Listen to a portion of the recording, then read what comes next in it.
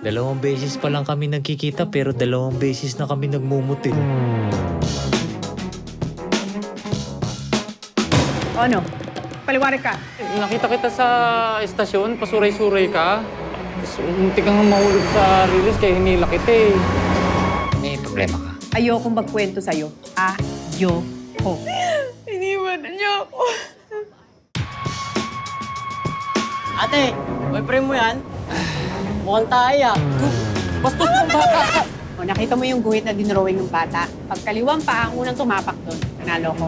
Okay. Pag kanan, Okay, panalo sige, game. ako. Anong premyo? Sapal. Kaliwa yan. Kanan yan. Kanan Tingnan mo, tingnan mo yung lakad. Kanan. Hindi ko nakita eh. Uy, tama na, tama na. Tina, basta tayo. Ano ginagawa mo dito? Buntis ako at siya ang ama. Ano ba? Tingin mo ba? Malalim tong lawa na to. Hindi ko alam. Tignan mo nga. Ang labo pero gusto ko siyang tulungan. Parang gusto ko siyang gamutin.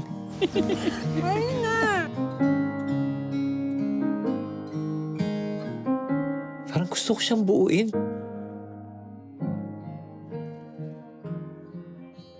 Siya nga pala, pag recital day namin, hindi ako nagsusuot ng panty. I believe na ako'y para sa'yo kahit na tayo ay pinaglayo. Ilang segundong titig lang yon, pero naramdaman ko may ibig sabihin na mga tingin niya sa akin. Di magsasawang I love you. Pasensya ka na sa lahat. Akala ko kasi kaya ko na magmahal uli. Magsasawang